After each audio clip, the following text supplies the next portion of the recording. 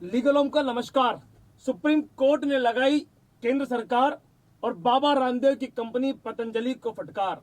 यह देश कितना डाइजेस्ट कर पाएगा इस फटकार को, यह देखने वाली बात होगी, क्योंकि जब जब आयुर्वेद पर हमला होता है, लड़ाई इस बीच हो जाती है कि एलोपैथी को दिक्कत हो रही है और जानबूझ के ऐसा किया गया होगा। हालांकि सुप्रीम कोर्ट ने कहा, the entire country has been taken on for ride. You shut your eyes. 2 years you wait for this important thing when the Drugs Act itself says that it is prohibited. पूरे देश को मूर्ख और बेवकूफ बनाया गया है। 2 साल से आपको कहा था इन चीजों को रोकने का, पर केंद्र सरकार रही विफल। सुप्रीम कोर्ट ने बाबा रामदेव की कंपनी पतंजलि आयुर्वेद के भ्रामक विज्ञापनों पर रोक लगा दी है।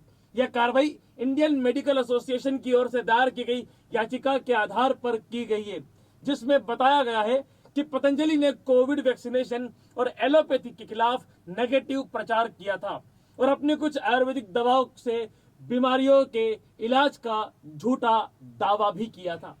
सुप्रीम कोर्ट ने इसे बेहद गंभीरता से लिया है और कहा है कि पतंजलि भ्रामक दावे करके देश को धोखा दे रही है। इसके अलावा कोर्ट ने सरकार से पतंजलि के विज्ञापनों के खिलाफ की गई कार्रवाई के बारे में पूछा। कोर्ट ने पतंजलि को भविष्य में से विज्ञापन जारी न करने का निर्देश दिया और इस मुद्दे को एलोपैथी बनाम आयुर्वेद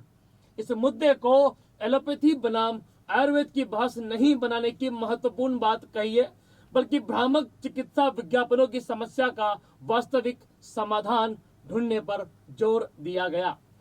इस देश के बहुत सारे घरों में बाबा रामदेव के पतंजलि की कुछ डिब्बियां मौजूद होगी।